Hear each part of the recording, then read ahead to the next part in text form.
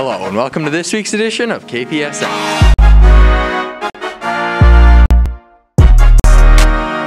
Our fall athletes continue to light up the Hawk with their stellar performances in the green and gold.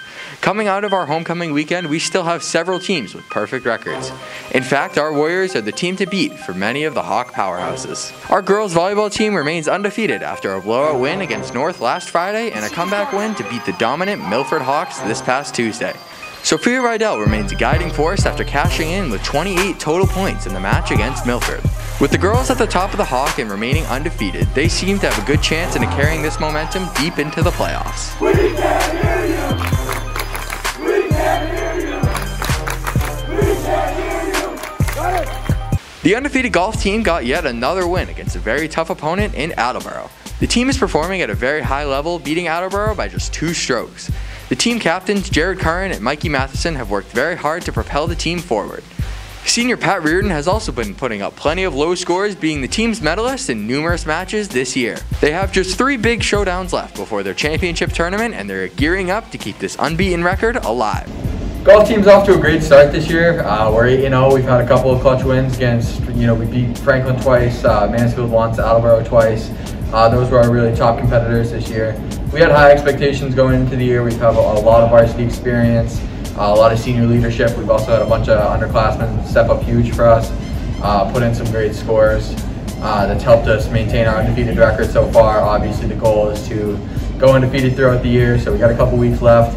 Pat has been playing at the top of his game recently, and Mikey and Jared, our other captains, have also been playing great. We don't have just the upperclassmen, but we also have the underclassmen that can come through. And golf isn't just about having 1 or 2 good players, it's about having 8 good players that no matter what day of the week it is, they can put in a low score. The boys soccer team is starting to pick up some positive momentum after a solid win over Sharon this week. The team's new and improved formation has proven to be effective as they dominated possession throughout the game. They were down 1-0 at half and came into the second half with something to prove. Stephen Griffin scored 2 goals, which evened the score at 2s, and then Oliver Blackburn scored the game-winning goal to finish off Sharon 3-2. The boys know that as long as they stay true to who they are and continue to put in the work, their success will soon mount. I feel like we started the season off pretty slow, but we're starting to get into the role of winning games. Yeah, the team's gained a lot of chemistry. Our performance has definitely been up lately. Great performance from this kid here. 2 goals. We had a bit of a tough start. We're 3-4 right now though, and we're getting back on a good track. We won our last 2 games in a row. This week we play Attleboro, and hopefully we can get a win there and keep the season going well. The girls soccer team continues to roll after they beat Sharon 5-1. The offense remains dominant as they have scored 22 goals in just 6 games. Ella Pisani has been a massive contributor to the offense with her 10 goals on the season. Not only has the offense been excellent, but their ability to counter their opponents with great defense, only letting up 7 goals so far, and 6 of those coming against Bishop Fian. With their only loss on the season being to the Shamrocks, this team looks destined to make a deep run in the playoffs. The girls remain undefeated in the Kelly Rex and hope to hold on to this status as they play Canton today. We're just going to try and work on connecting our passes. We struggled with that a little bit against the game with Canton. So we're probably just going to do a lot of possession and just keep the ball moving. The King Philip Field Hockey team started their season undefeated with 6 straight wins. However, their win streak has come to an end last Friday against Westwood. After a tough 4-0 loss on Friday to a strong out-of-league opponent, they started off the week hot with a 4-0 win against the Milford Hawks. They will cap off this week today against Attleboro at home as they strive to show their dominance sitting at the top of the Hawk. Our Warrior football team took the field last Saturday morning to face off against the North Attleboro Red Rocketeers, and this matchup was nothing short of a battle. In the first half, the boys' offense got off to a rapid start, rushing for 2 first-quarter scores by quarterback Charlie Grant and halfback Rudy Gately. Complementing their high-powered offense was the defense, who shut down North Attleboro on numerous occasions and allowed 0 scores going into the halftime. In fact, this stellar defense only allowed a total of 13 yards in the first half.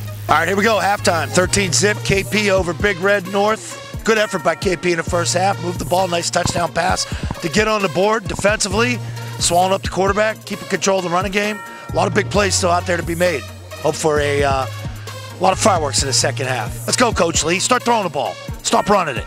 North Attleboro came out in the second half with a vengeance. Despite the Warriors' effort to come back after a late touchdown to wide receiver Danny Clancy, the boys would fall in devastating fashion, 20-19. We spoke with seniors Jonathan Joseph and Danny Clancy about their takes on this hard-fought battle.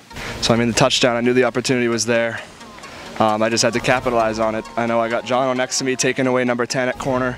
Number 10 was their better corner. He was up on Jono, gave me the opportunity, and I wasn't going down. What about you? Jono had a great game as well. I had number 10 on me. I did a crosser. No one thought I would catch it because I'm way shorter than him. I went up and grabbed it, and that's hard over height right there. Yeah. Right out the gate, we started just banging on offense. The defense was clutching up, stopping them. But in the second half, we got too high on ourselves, and it's our own mistakes. We lost ourselves. We made mistakes, and they just took the opportunity and they scored. Yeah, I mean, we fought hard. That's a good football team. They had their best player out, so it's all mental at this point. We can do everything in the fields. The opportunities were there. Everyone made mistakes, though. Players, it's on us, and we'll be back next week stronger. The Patriots are gearing up to welcome Tom Brady and the Buccaneers back to Gillette Stadium. There are certainly mixed emotions as everyone prepares for the GOAT to return and possibly the biggest regular season game in NFL history. As everyone prepares for this highly anticipated matchup, Bill Belichick made it known that he wanted Tom Brady back, and it was Brady's decision to leave. Either way, TB12 and his little buddy Gronk will be in Tampa Bay jerseys when they return to New England for the first time since departing from the team after the 2019 season. Many Patriots fans are happy for him and his success with the Buccaneers. Other fans have been left a little bitter. No matter how you view the situation, one thing is for sure. When Tom Brady runs onto the field to take on the Patriots for the first time in his career, all of New England will be rocking. Tom Brady's coming off of a loss, so really looking for a win, and I think the Pats will give him good competition. Do you think Tom Brady coming off a loss will make it worse for the Pats? Tom Brady playing angry? In my opinion, yeah, honestly. If he beats us, he's a traitor. What do you think the outcome of the game will be? I think the Pats are going to lose by at least 20. My dad has season tickets. I'm sitting like 15 rows above the 50-yard line. That's great. How do you think James White's injury will affect the Pats' passing and run game next week? I think it'll be tough. We'll have to rely on Damian Harris a lot more, and hopefully he can produce. The Bucs defense is tough, but I think he'll come through. Do you think Jonnu Smith will bounce back after a tough week? I hope so. I think Mac Jones just got to find him, and hopefully he can get open more, and I think we'll be good. And oh, by the way, Tom Brady is also on pace to break Drew Brees' all-time passing record during this game. He only needs 67 passing yards against the Patriots to break yet another record. That's it for this week. Get out there and enjoy the energy of our fall athletes as they continue to power through some tough opponents. At home today, we have our field hockey team taking on Attleboro on the turf at 3:45, and our volleyball team will host Attleboro on their home court at 5 o'clock. We wish the best of luck to all of our athletes, and we will see you back here next week.